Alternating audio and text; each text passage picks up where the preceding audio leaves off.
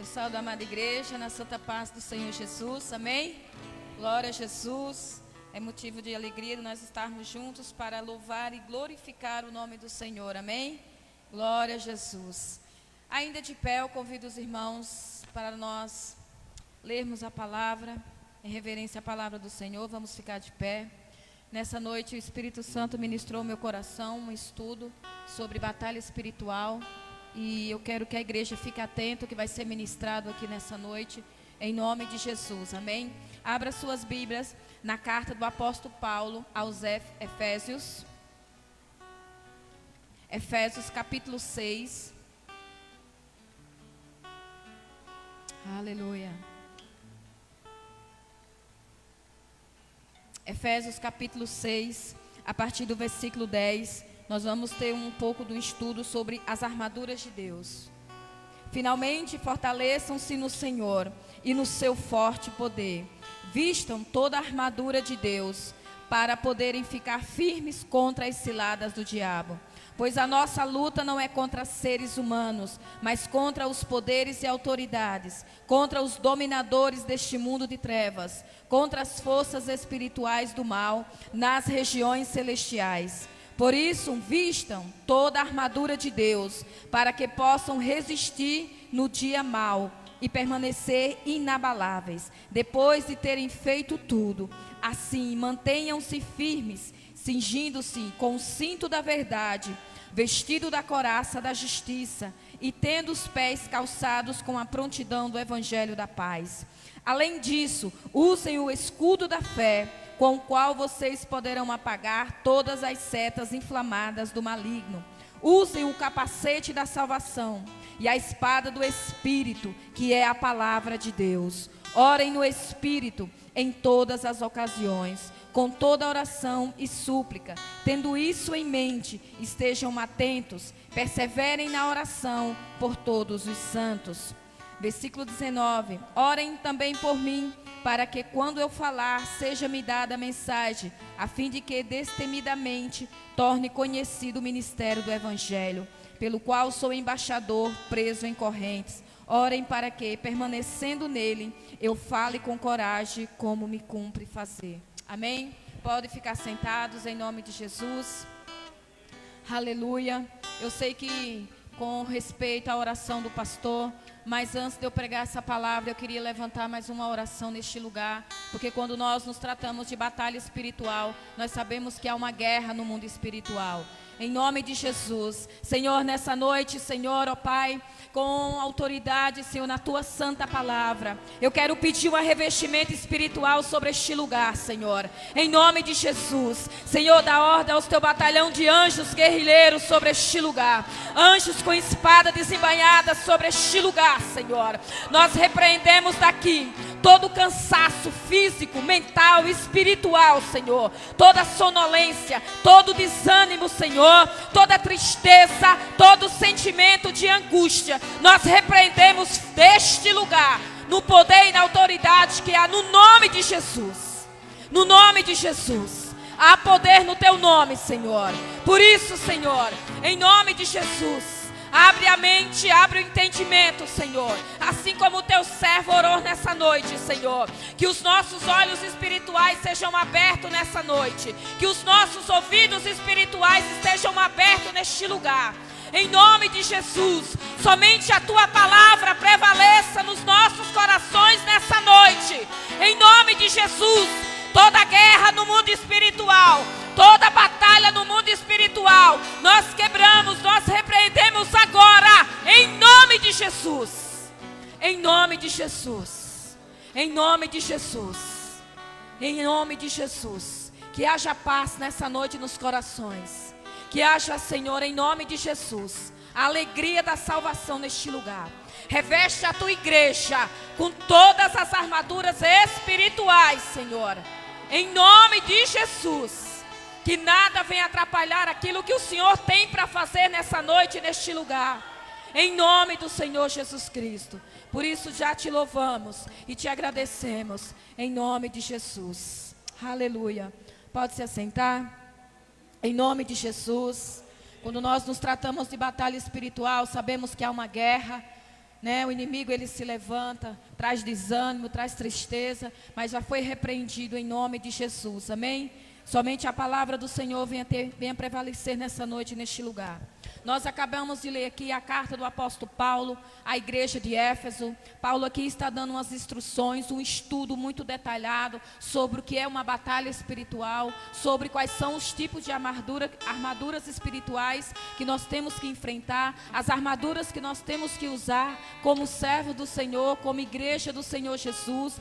Paulo aqui está orientando aos Efésios a uma carta tremendamente tremenda. Essa carta tem um estudo muito forte, como nós podemos nos revestir, como nós aprendemos a enfrentar uma luta espiritual, uma guerra espiritual, porque a própria palavra, ela fala que a nossa luta não é contra a carne nem contra sangue, mas são contra principados e potestades que atuam no mundo espiritual. Amém?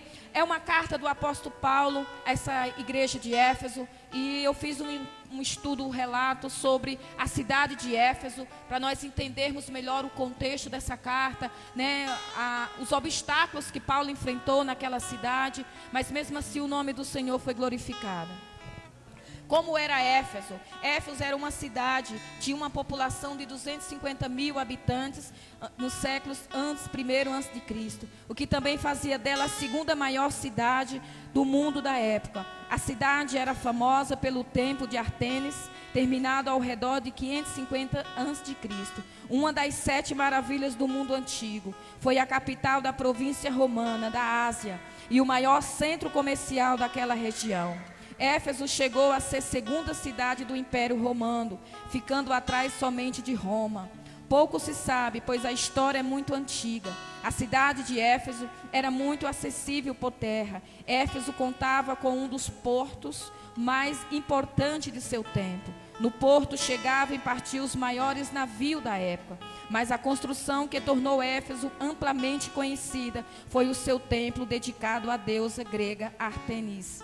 A deusa Diana, para os romanos, foi considerado uma das 7 maravilhas do mundo antigo. O templo media cerca de 3.500 metros. Então, isso é um pequeno relato sobre a história de Éfeso. A gente sabe que é longa a história, muitos detalhes. Éfeso era uma cidade portuária, onde tinha um nível, né, a entrada e a saída de navios, de importações. Era uma cidade muito idólatra, né? Uma cidade com um nível de prostituição muito grande, né? A gente sabe que principalmente as cidades portuárias são as cidades que têm um nível de prostituição, né? Aonde atua naquele lugar. Paulo é enviado para aquele lugar e Paulo ali abre essa igreja com muito esforço, com muito trabalho, né? Com muita dedicação, mesmo diante das suas limitações, debilidade. Paulo abre essa igreja naquele lugar. E Paulo aqui está orientando aos Éfesos sobre essas armaduras. E eu quero falar um pouco o que é uma batalha espiritual, né? Como devemos usar essas armaduras, como nós podemos entender esse mundo invisível, né? Uma coisa é você entender, conhecer o que é o mundo visível, o mundo físico que nós vivemos. Uma coisa é você falar de um mundo invisível, de coisas que nós não vemos, mas conseguimos ver com os olhos espirituais. Amém, igreja? Amém? Glória a Deus. Batalha espiritual. É inquestionável a existência do mundo espiritual. Sua realidade é claramente afirmada na Bíblia. Apesar de não encontrarmos muitos detalhes bíblicos sobre como é o mundo espiritual, não há como negar sua plena existência. Este mundo espiritual é invisível e não pode ser visto com olhos humanos. Contudo, da mesma maneira que o homem não enxerga o vento, mas sente a sua presença e vê a sua manifestação de diversas formas, como ventanias, árvores que balançam, poeiras que levantam, papéis que sobem. A dimensão do mundo espiritual pode ser sentida através da percepção espiritual proporcionada pelo Espírito Santo. Nós vamos abrir vários versículos aqui para nós entender alguns textos, algumas histórias, tanto no Velho Testamento quanto no Novo Testamento, algumas situações que foram acontecidas, para nós entendermos esse nível de batalha espiritual. Eu convido vocês a abrir as Bíblias no livro do 2 Reis, uma história bem conhecida, 2 Reis, capítulo 6. Aleluia. Glória a Jesus.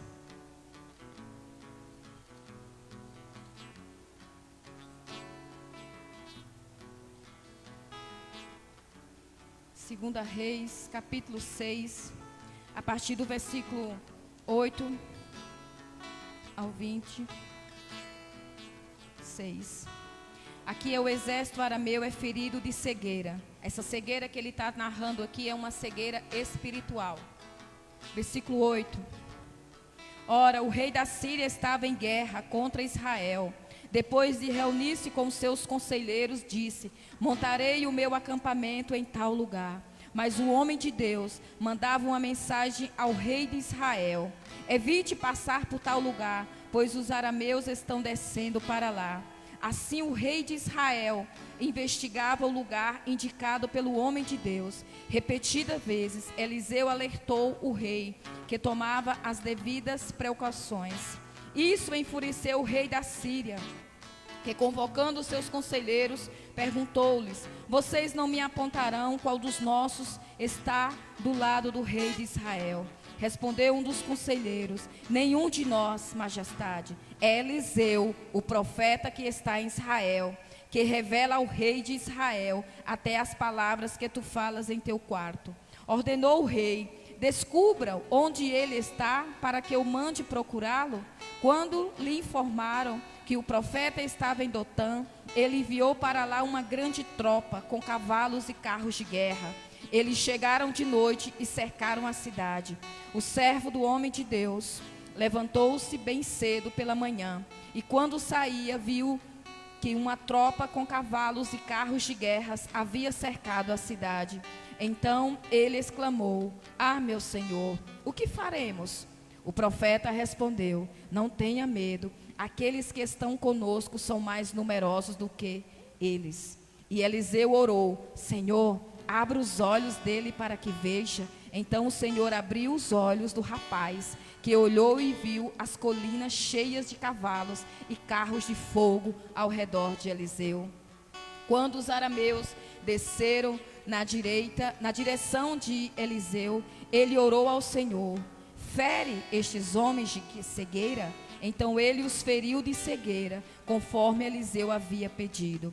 Eliseu lhes disse: este não é o caminho, nem esta é a cidade que procuram. Sigam-me e eu os levarei ao homem que vocês estão procurando.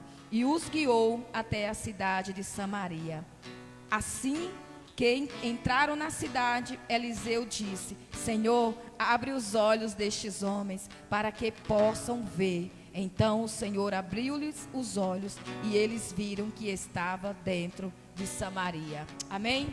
Aqui, esse texto que nós acabamos de ler, ele também está tratando de uma batalha espiritual. Nós vimos aqui o contexto, a história toda que nós acabamos de ler. Você vê aqui a autoridade de Eliseu, né, a intimidade que Eliseu tinha com o Senhor. Uma simples oração, Deus ali ouviu a oração de Eliseu para que, né, abrisse ali os olhos daquele homem, daqueles rapazes, e Deus operou grandemente. Então, quando nós enfrentamos algumas batalhas, às vezes nós não entendemos por que essa batalha, por que estamos passando alguma coisa em nossas vidas, mas Deus, Ele sempre quer manifestar o poder dEle e a glória dEle sobre as nossas vidas.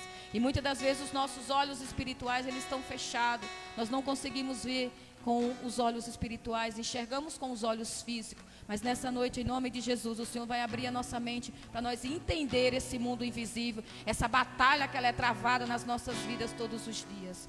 O que é um mundo espiritual? A palavra tem referência sobre esse aspecto. Tudo o que sabemos é que existe duas dimensões, o material e o espiritual. Então há dois, o material e o espiritual.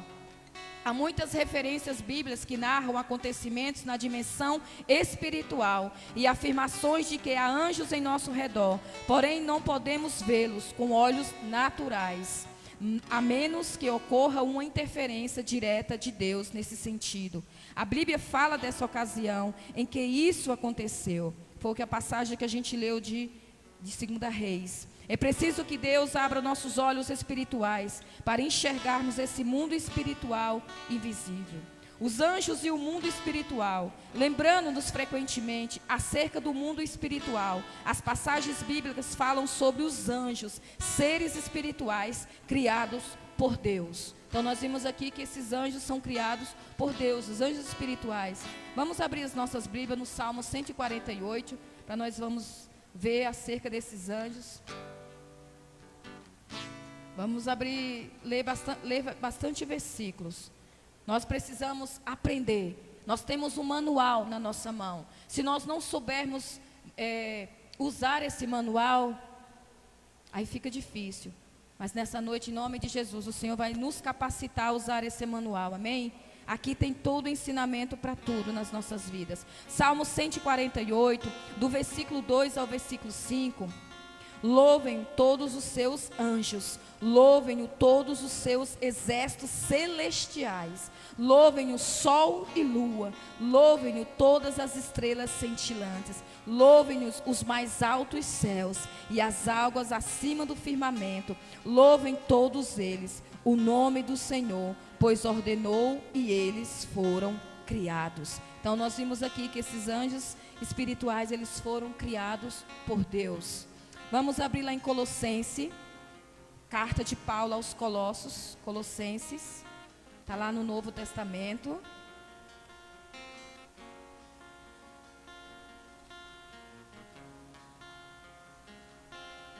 Aleluia. Colossenses, capítulo 1, versículo 16, é uma carta de Paulo, dando início no capítulo 1 de ação de graças, aos Colossos. Versículo 16, capítulo 1, versículo 16. A supremacia de Cristo. Pois nele foram criadas todas as coisas, nos céus e na terra, as visíveis e as invisíveis, sejam tronos ou soberanias, poderes ou autoridades, todas as coisas foram criadas por ele e para ele. Amém? Glória a Jesus. Todas as coisas foram criadas por ele e para ele. Aleluia. Eles possuem juízo moral, grande inteligência e não estão sujeitos à morte ou à necessidade de reprodução.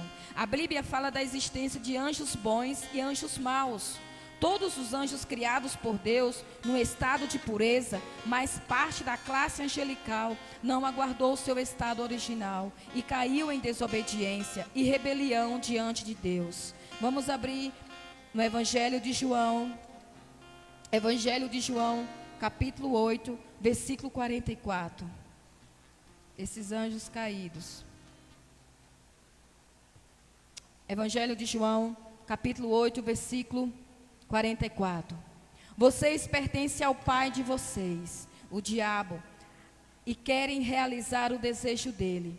Ele foi homicida desde o princípio e não se apegou à verdade, pois não há verdade nele.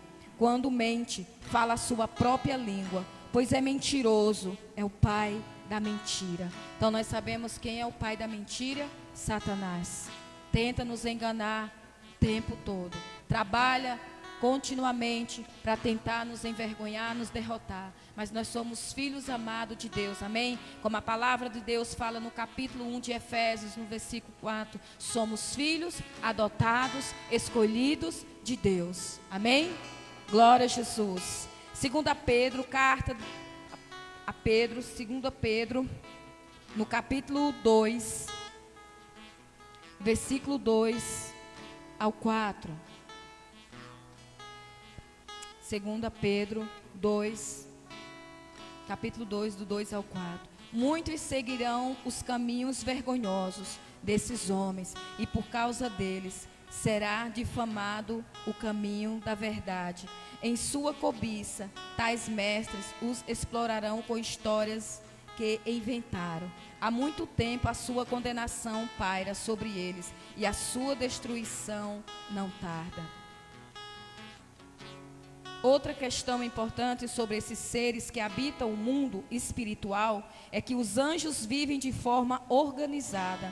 A expressão bíblica principados e potestades, aplicada tanto aos anjos de Deus como aos anjos caídos, é um exemplo disso.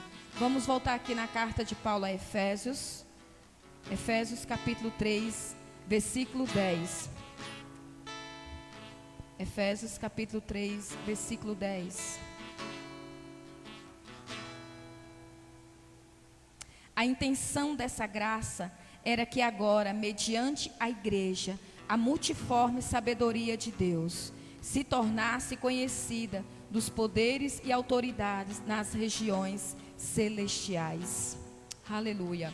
Há uma relação muito estreita entre o mundo espiritual invisível e o mundo material visível. Os anjos de Deus, por exemplo, desempenham diversas funções no mundo espiritual, que muitas vezes impactam a vida no mundo material. Mas também é verdade que a ação de Satanás e os seus demônios no mundo espiritual influenciam a vida das pessoas na terra. Eles agem de forma estratégica, dissimulada, o inimigo do mundo espiritual.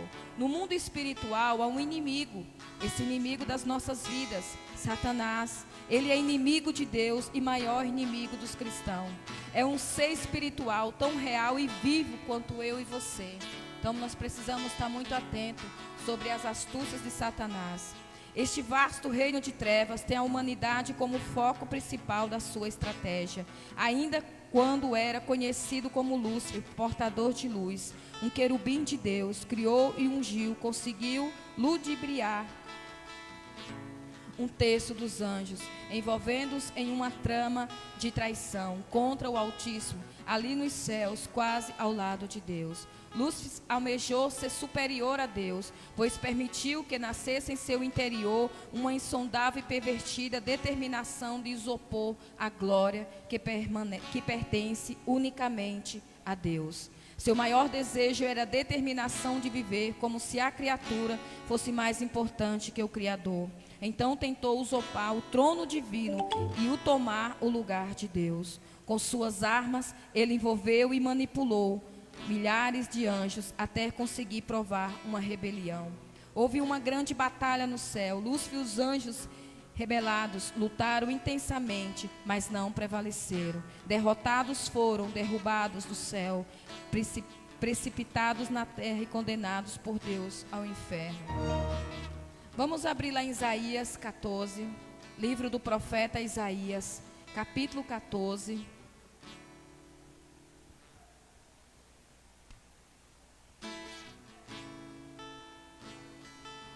Livro do profeta Isaías, capítulo 14, a partir do versículo 12. Como você caiu dos céus, ó estrela da manhã, filho da alvorada, como foi atirado à terra, você que derrubava as nações, você que dizia no seu coração, subirei aos céus, erguirei o meu trono acima das estrelas de Deus, e eu me assentarei no monte da Assembleia, no ponto mais elevado do monte santo. Subirei mais alto que as mais altas nuvens, serei como o Altíssimo, mas as profundezas do Exu você será levado, irá ao fundo do abismo. A gente sempre vê, Satanás, Lúcifer, querendo tomar o lugar de Deus. A gente vê aqui toda a história, quando dá início ali em Gênesis, ali da criação, depois ali com Eva e Adão, a gente vê ali a serpente, enganou tanto Eva e ali quanto Adão, veio ali a rebelião, veio ali, a desobediência. O Senhor tinha dado uma ordem para que eles não comessem ali do fruto, eles desobedeceram a voz de Deus. A gente sabe toda a história, toda a trajetória de tudo o que aconteceu. Então, desde ali do início, há essa rebelião, há essa desobediência. Então, a gente vê que ele sempre está ali, tentando com suas astúcias, com suas mentiras, e ele tentou, queria tomar o lugar de Deus, mas ninguém é maior do que o nosso Deus. Ele é soberano, Ele é eterno, Ele é o Deus dos deuses, Ele é o Senhor dos senhores, Ele é o príncipe da paz, Ele é o leão da tribo de Judá, Ele é o Deus conosco, Ele é o Emanuel, Ele é o grande eu sou, Ele é o dono dos céus, Ele é o dono da terra, Ele é o dono da minha e da sua vida. Aleluia, glória a Jesus. Então, irmãos, isso aqui, porque você deve estar se questionando por que isso, mas é importante nós aprendermos sobre o que é batalha espiritual, sobre o que é essa guerra espiritual, esse conflito que nós enfrentamos todos os dias nas nossas vidas. E eu vou estar aqui resumindo, depois eu vou entrar sobre o estudo de como nós usarmos essas armaduras, Eu não vou fugir do livro de Efésios, a gente vai voltar para o livro de Efésios para me indicar como que nós vamos usar esse capacete, usar essa couraça, usar, tiver a espada do Espírito, que é a palavra de Deus, para nós enfrentarmos essas batalhas. Se nós estamos revestidos, como os soldados romanos, eles iam revestidos, né? Ele tinha todo o armamento de guerra, eles estavam todos preparados. Nós temos a nossa armadura, e a nossa armadura está no Senhor. Está aqui as estratégias das armaduras de Deus, na palavra de Deus, para nós usarmos contra essas batalhas espirituais nas nossas vidas, em nome de Jesus. Aleluia. Outros nomes atribuídos ao inimigo: Satanás, adversário. No hebraico, Satã significa adversário, alguém que se opõe, visível, seu desígnio como adversário. Diabo significa especificamente dado a calúnia, defamador, que causa com falsidade. Serpente, entre os antigos, a serpente era um emblema de astúcia e sabedoria. A primeira manifestação do diabo na terra foi registrada no livro de Gênesis, na tentação do primeiro casal, quando ele tomou posse da serpente, falando, argumentando, racionando, que nem eu falei lá no livro de Gênesis, no capítulo 3. Vamos abrir agora lá em Apocalipse, para nós entender melhor. Apocalipse, capítulo 12. Tem gente que não gosta, tem medo do livro de Apocalipse. Eu amo o livro de Apocalipse. Apocalipse capítulo 12, versículo 9.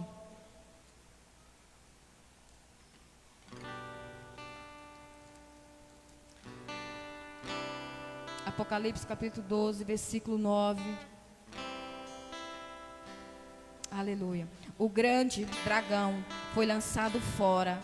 Ele é a antiga serpente, chamada Diabo ou Satanás, que engana o mundo todo. Ele e os seus anjos foram lançados à terra. Amém? Agora vamos abrir aí no capítulo 20, no versículo 2.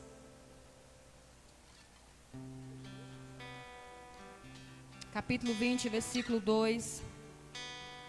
Ele prendeu o dragão, a antiga serpente, que é o diabo, Satanás, e o acorrentou por 1000 anos. Esse é o dragão. Agora volta aí para Apocalipse, capítulo 12, versículo 7. Apocalipse, capítulo 12, versículo 7. Houve então uma grande guerra nos céus. Miguel e seus anjos lutaram contra o dragão, e o dragão e os seus anjos revidaram, mas estes não foram suficientemente fortes, e assim perderam o seu lugar nos céus. Beelzebu, este nome de origem aramaica procede do hebraico. Posteriormente foi designado pelos judeus para senhor do monturo, referindo-se a Satanás, príncipe dos espíritos malignos. Certa vez, após Jesus libertar um cego e mudo, os fariseus acusaram de expelir demônio, senão pelo poder de Beelzebu, maioral dos demônios. Que está lá em Mateus 12, 24. Beliel, no grego, Beliel significa alguém inútil ou malvado. Tentador. A tentação é uma das maiores armas do arsenal de Satanás. Por isso ele é chamado de tentador em sua primeira aparição.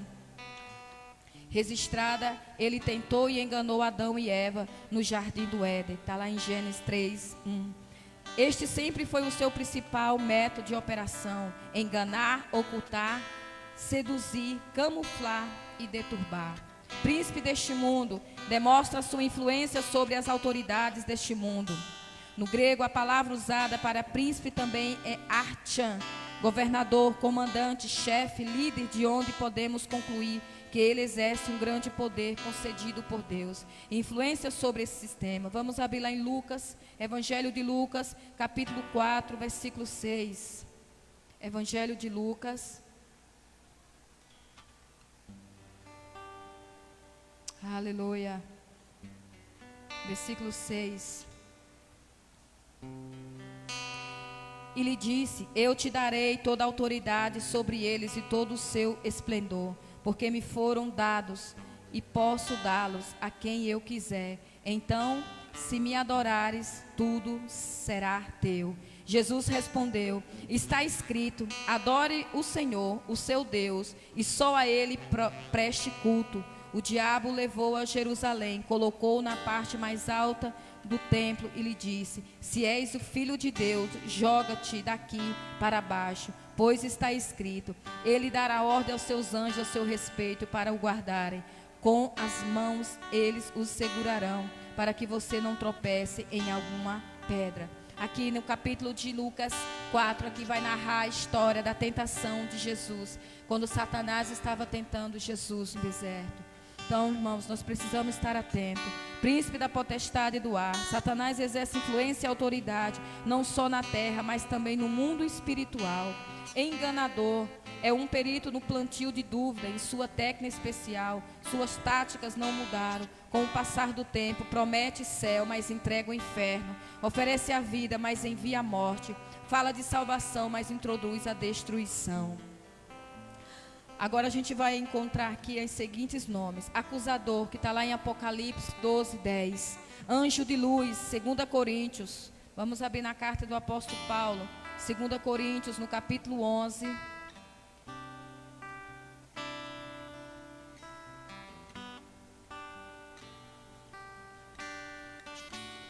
Segunda Coríntios, carta do apóstolo Paulo, capítulo 11, a partir do versículo 13.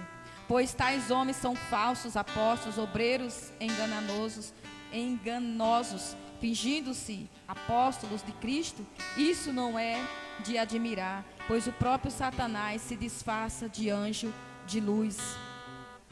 Portanto, não é surpresa que os seus servos finjam que são servos da justiça. O fim deles será o que as suas ações merecem. Homicida, está lá em João 8,44, que a gente leu, né? E o pai da mentira, que é Satanás, João 8,44. Falso leão, 1 Pedro, vamos abrir em 1 Pedro. 1 Pedro, capítulo 5, versículo 8. Versículo 8. Estejam alertas e vigiem. O diabo, o inimigo de vocês, anda ao redor como leão, rugindo e procurando a quem possa devorar. Então, irmãos, mais aí o Senhor está nos orientando a sua palavra, que nós possamos vigiar. Destruidor, que está lá em Apocalipse 9, 11.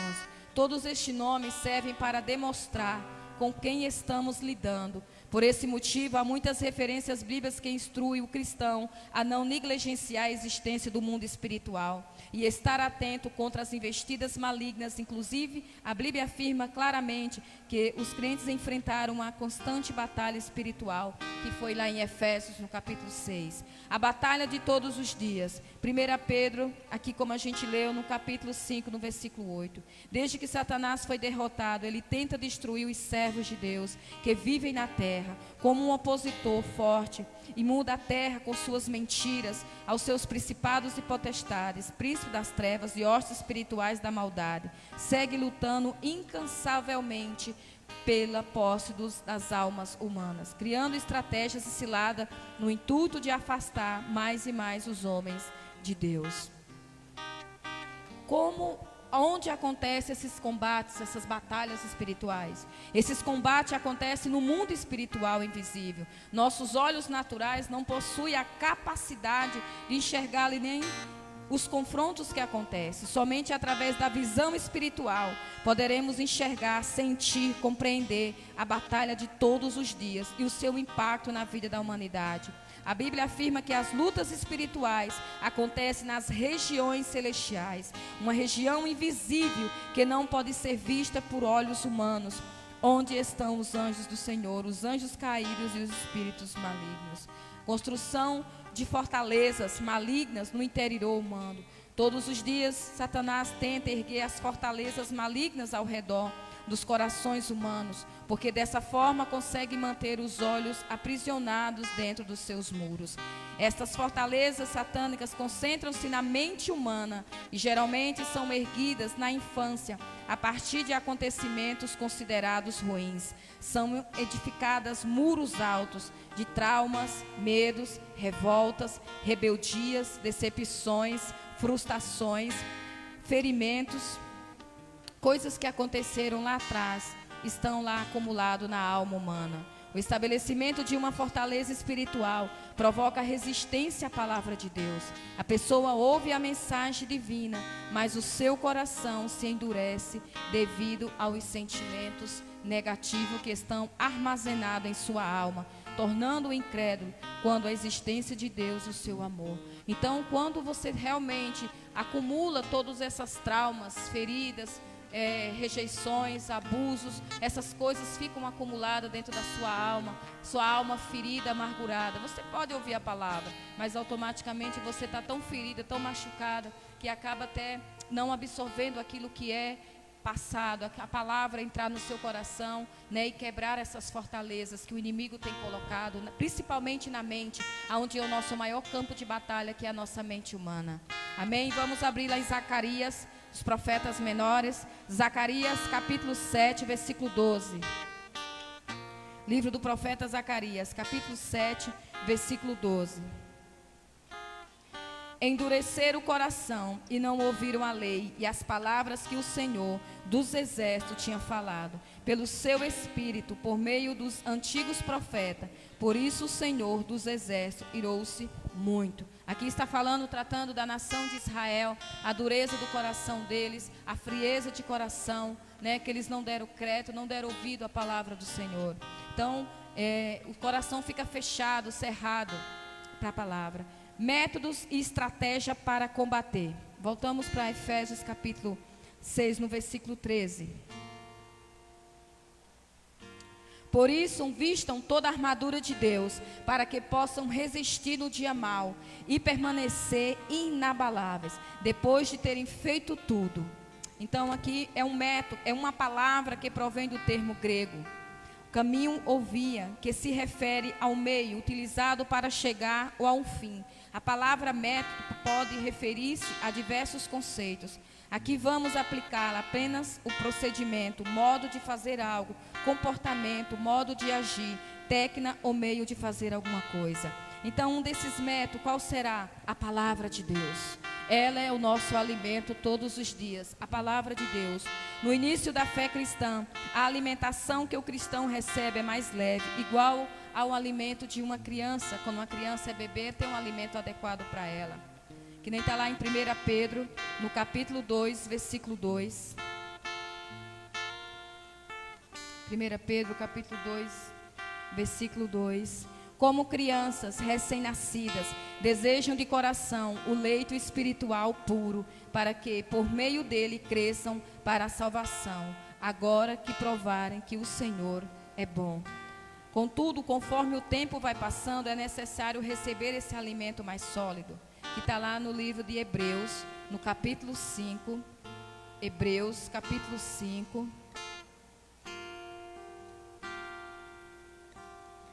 Hebreus capítulo 5, versículo 13. Quem se alimenta de leite ainda é criança e não tem experiência no ensino da justiça, mas o alimento sólido é para os adultos, os quais, pelo exército constante, tornaram-se aptos para discernir tanto o bem quanto o mal. Aqui também está falando da maturidade da sua vida espiritual. Quando ele fala da criança, que a criança realmente ela é inocente, ela não tem noção, né? Ela depende ali da mãe, está dando alimento e tudo. E o adulto não, o adulto já está grande, já sabe o que é certo, o que é errado, já sabe ali se alimentar sozinho. E esse alimento sólido é o alimento espiritual, a palavra de Deus. Este alimento é a palavra de Deus, portanto o cristão deve ler a Bíblia habitualmente, reservando um horário propício do dia para esta atividade. Ler a Bíblia em família, junto com o cônjuge ou os filhos, fazer seu momento devocional diário. A importância da vida devocional com o Senhor, de você ter seu tempo devocional. A leitura da Bíblia é um passo importante para o fortalecimento de todo cristão. A prática da leitura da palavra de Deus. Segundo ponto, a oração. Você tem a palavra primeiro, segundo a oração. A oração é um dos maiores meios de fortalecimento do cristão. É para a batalha de todos os dias. Uma vida de oração contínua gera intimidade com o Criador. E a intimidade gera confiança, que gera relacionamentos extraordinários e saudáveis, promovendo no cristão um sentimento igual ao de Jesus. A oração de um justo é poderosa e eficaz, sendo uma das principais armas para combater o mundo espiritual e seus principados. Lá em 1 Tessalonicenses 5,17 fala: orai sem cessar. Então essa é a nossa missão, orar constantemente, orar sem cessar. Vamos abrir lá no profeta Isaías novamente, Isaías 55, versículo 6. Isaías 55, versículo 6. Aleluia. Busquem o Senhor enquanto é possível achá-lo. Clamem por Ele enquanto está perto. Amém? Então aqui Isaías está falando: busque o Senhor enquanto é possível você achar. Clamem por Ele enquanto está perto. Aleluia. Terceiro ponto, a devoção e a adoração. É uma das armas também de nós usarmos no mundo espiritual, que é a adoração. É uma arma poderosa. A nossa devoção e adoração a Deus deve ser contínua em qualquer tempo e em qualquer lugar. Os louvores, a ministração da palavra de Deus. Salmos 27, Salmo de Davi. Salmos 27, versículo 4.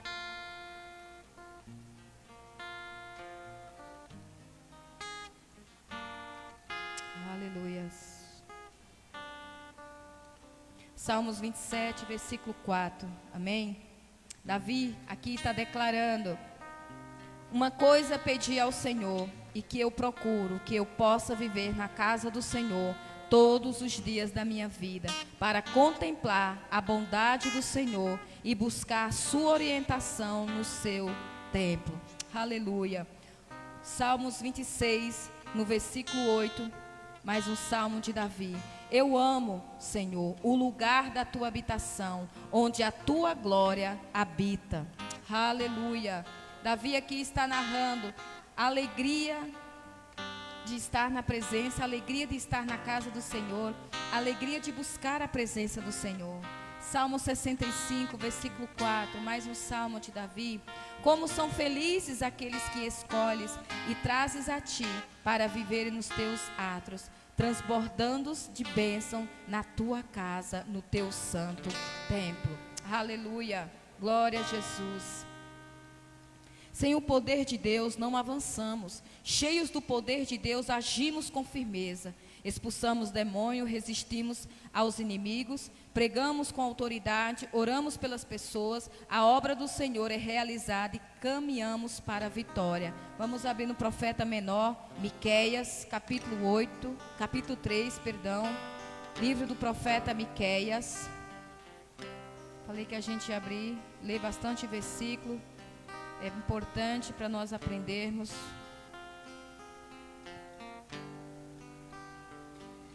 Miqueias.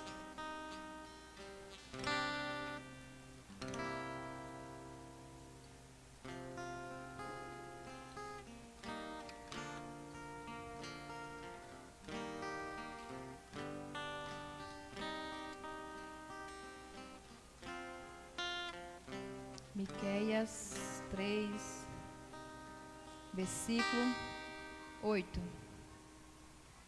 Mas, quanto a mim, graças ao poder do Espírito do Senhor, estou cheio de força e de justiça, para declarar a Jacó a sua transgressão e a Israel seu pecado. Aleluia.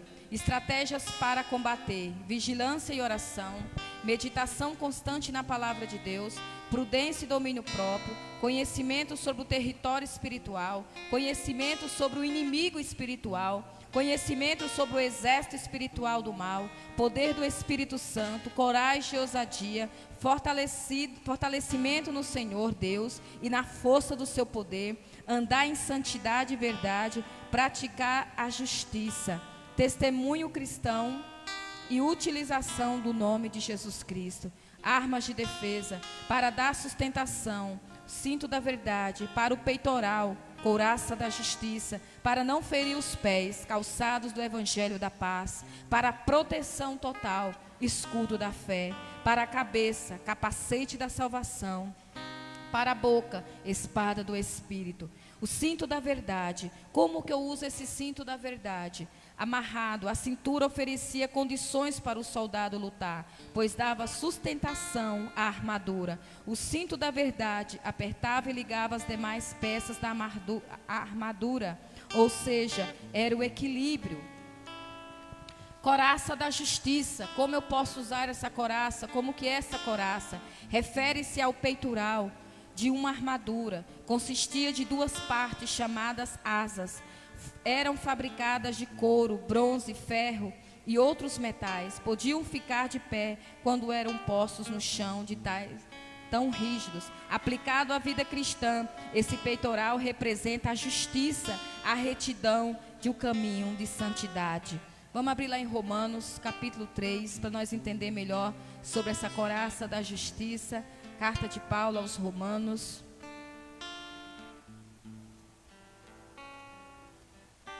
Romanos, capítulo 3, versículo 21 ao 26.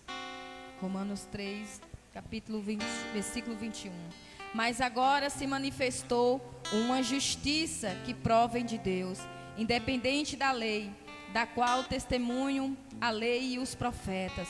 Justiça de Deus, mediante a fé em Jesus Cristo, para todos os que creem. Não há distinção, pois todos pecaram e estão destituídos da glória de Deus, sendo justificados gratuitamente por sua graça, por meio da redenção que há em Cristo Jesus. Deus o ofereceu como sacrifício para propiciação, mediante a fé, pelo seu sangue, demonstrando a sua justiça. Em sua tolerância, havia deixado impunes os pecados anteriormente cometidos, mas no presente demonstrou a sua justiça, a fim de ser justo e justificador daquele que tem fé em Jesus. Calçados do evangelho da paz. O pé é uma parte do corpo extremamente importante para o ser humano, porque sustenta o peso e auxilia o deslocamento. Calçado no grego significa amarrar seguramente ou firmemente.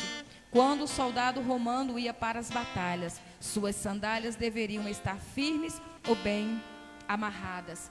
Quando ele fala do calçado do evangelho da paz, a sandália, ela tem que estar bem amarrada com esse evangelho, com a palavra de Deus. Você está calçado, você está firme, porque você está com a palavra de Deus para enfrentar as batalhas.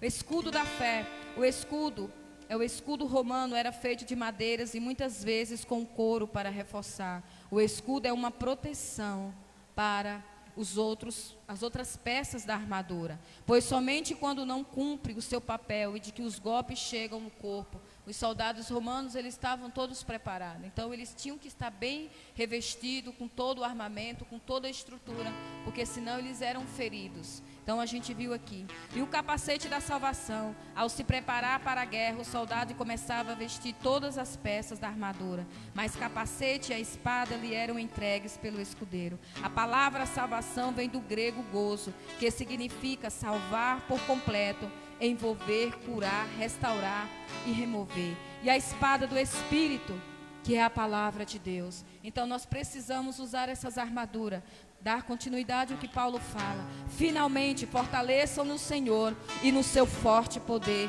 Vistam toda a armadura de Deus para poderem ficarem firmes contra as ciladas do diabo.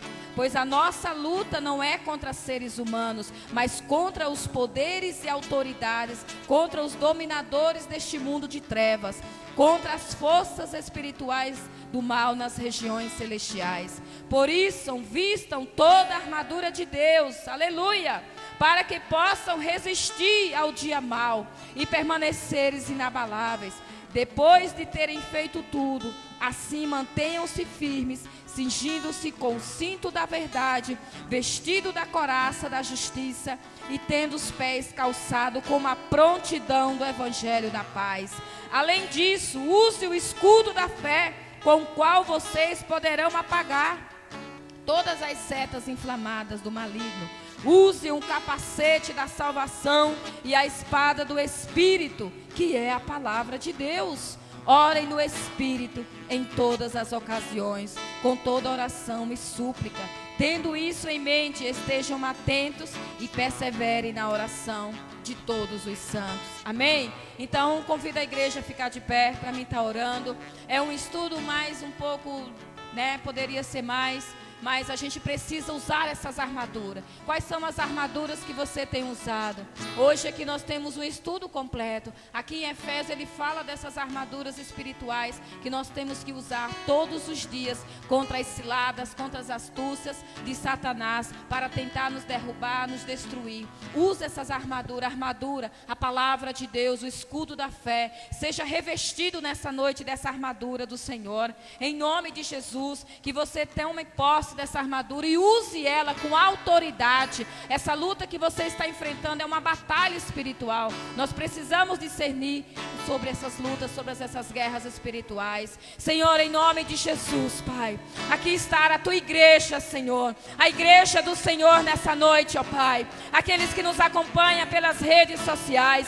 Senhor, em nome de Jesus, Pai, a tua palavra aqui em Efésios fala das armaduras espirituais, das armaduras do Senhor, que nós como igreja do Senhor possamos usar essas armaduras espirituais, possamos estar revestidos todos os dias, Senhor, em nome de Jesus, com essas armaduras espirituais, para podermos enfrentar as batalhas do dia a dia, Senhor. Abre os olhos espirituais da tua igreja, abre a visão espiritual da tua igreja nessa noite, que a tua igreja possa tomar posse da espada do Espírito, que é a palavra de Deus. Aleluia!